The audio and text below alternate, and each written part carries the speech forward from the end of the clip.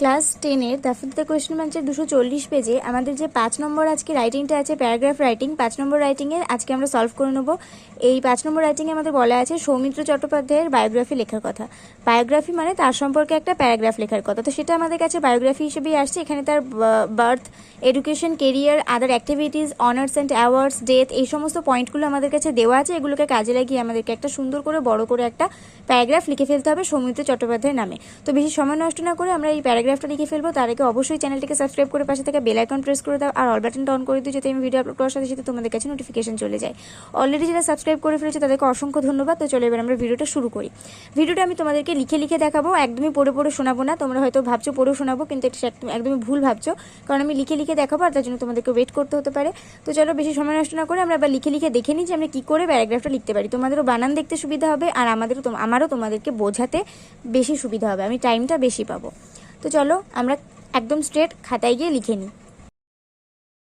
প্রথমে আমরা এখানে সৌমিত্র চ্যাটার্জি বা সৌমিত্র চট্টোপাধ্যায় বলে আমরা হেডিং করে নেব সুন্দরভাবে। সৌমিত্র চ্যাটার্জিও লিখতে পারো, সৌমিত্র চট্টোপাধ্যায় লিখতে পারো, তাতে কোনো রকম কোনো অসুবিধা নেই। সুন্দরভাবে হেডিং করে নেওয়ার পর আমরা আস্তে আস্তে প্যারাগ্রাফটা লিখে নেব। এই প্যারাগ্রাফে আমরা সর্বপ্রথম সৌমিত্র চ্যাটার্জি কে ছিলেন অনেকটা কমপ্লেক্স সেন্টেন্সে এবং সিম্পল সেন্টেন্স মিলিয়ে আমরা এই প্যারাগ্রাফটা লেখার চেষ্টা করেছি। প্যারাগ্রাফের মধ্যে বেশিরভাগ সেন্টেন্সই দেখবে সিম্পল সেন্টেন্স এবং কমপ্লেক্স সেন্টেন্স মিলিয়ে, আবার বেশ কিছু জায়গাতে আমাদের কম্পাউন্ড সেন্টেন্সও আমি এই প্যারাগ্রাফের মধ্যে ব্যবহার করেছি। তো আমি এখানে লিখে নিচ্ছি, Soumitra Chattopadhyay one of the most iconic and versatile Bengali actors whose invaluable contribution to the world of cinema has been an inspiration to many.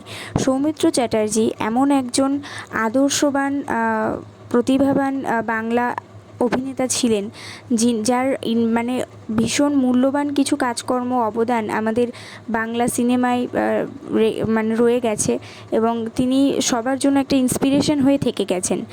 Was born on January 19, 1935 in their Mirzapur street house near Shialda railway station.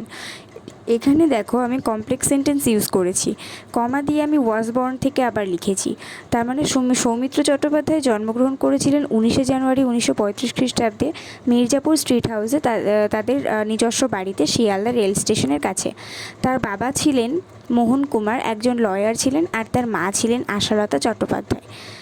আর তারপর আমি প্যারা change করেছি এবং প্যারা change করে আমি লাল কালি দিয়ে use করেছি প্যারা চেঞ্জ করাতে, যাতে তোমাদের বুঝতে সুবিধা হয়।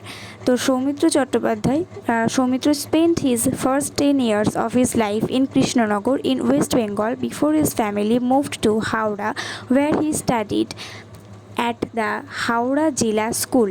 তো সৌমিত্র চট্টোপাধ্যায় ততদিন নিজের জীবনের প্রথম 10 বছর কৃষ্ণনগরেই কাটিয়েছিলেন, যতদিন না পর্যন্ত তার বাবা মা বা তার পরিবার হাওড়াতে মুভ অন করে চলে গিয়েছিলেন, এবং হাওড়াতে যাওয়ার পর তিনি হাওড়া জেলা স্কুলে পড়াশোনা করেছিলেন।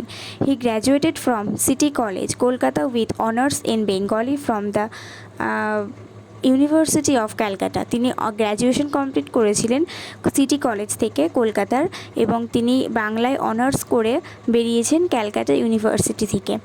ওয়াইল স্টাডিং হি লার্নড অ্যাক্টিং, ওটা কিন্তু লার্নড, ঠিক আছে, LEARNT, learned. He learned acting under noted theatre personality Ahindra চৌধুরীর কাছ থেকে তিনি অ্যাক্টিংটা শিখেছিলেন থিয়েটারের মাধ্যমে। তারপরে আবার প্যারা চেঞ্জ করেছি, আবার আমি নীলকালিতে লিখে নিয়েছি, Soumitra Chattopadhyay started his career as an announcer in all India radio, মানে অল ইন্ডিয়া রেডিও বা AIR বলে যে সংস্থাটা আছে, সেখানে তিনি একজন অ্যানাউন্সার হিসেবে নিজের কেরিয়ার শুরু করেছিলেন। And began to পারসু A career in films, এবং তারপর তিনি ঠিক করলেন যে ফিল্মের দিকে তিনি পুরোটাই ঝোঁক টানবেন। He made his debut Apu in the film অপুর সংসারে তিনি সর্বপ্রথম নিজের সব রকম প্রচেষ্টা দিয়েছিলেন অপু হিসেবে। The last film of the Apu trilogy Apu trilogy বলে যে ছবি একটা করা হয়েছিল, সেইটাতে তিনি directed by Oscar winning Satyajit Oscar winning film maker Satyajit রায়ের ডিরেক্ট করা বা তিনি ডিরেক্ট করেছিলেন অপু ট্রিলজি এই মুভিটা, তিনি সেটাতে অভিনয় করেছিলেন। Not only did he act as many as 14 films made by Rai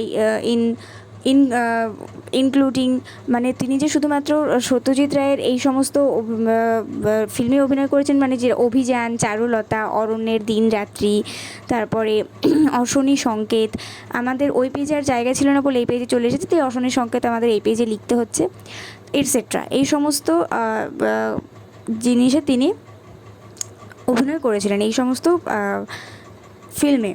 He went and to become one of the most successful actors Bengal has even produced.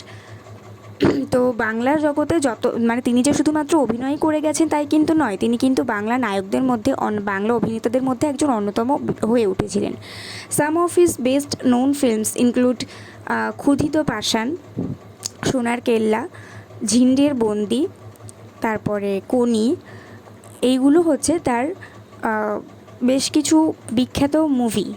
আতঙ্ক, তারপরে গণদেবতা, পরিণীতা, এইগুলো হচ্ছে আর আমরা তো রিসেন্ট অনেক সিনেমা দেখি ওনার, তাই না? যেরকম ধরো পোস্ত, বেলা শেষে, মনোজদের অদ্ভুত বাড়ি, তা এগুলো তো আমরা দেখেইছি।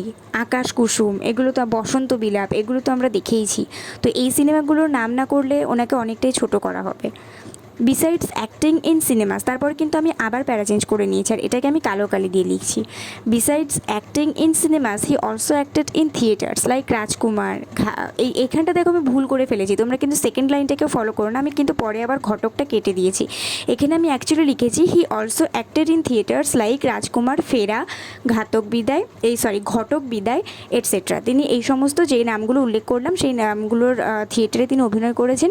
He also directed several place, তিনি বেশ কিছু নাটকও লিখেছিলেন বা সেগুলো পরিচালনা করেছিলেন। হি received many prestigious award including, তিনি অনেক সম্মানীয় পুরস্কারও পেয়েছেন, যেমন পদ্মভূষণ পেয়েছেন 2004 সালে, তারপরে দাদা সাহেব ফালকে পুরস্কার পেয়েছেন, ন্যাশনাল ফিল্ম ওখানে, মানে আমাদের যে সঙ্গীত নাটক একাডেমির যে অ্যাওয়ার্ডটা আছে 1998 খ্রিস্টাব্দে তিনি ওটাও অর্জন করেছিলেন। দাদা সাহেব ফালকে যে পুরস্কারটা, যেটা আমি এখন এই মুহূর্তে লিখছি, দাদা সাহেব ফালকে পুরস্কারটা তিনি পেয়েছিলেন 2012 খ্রিস্টাব্দে।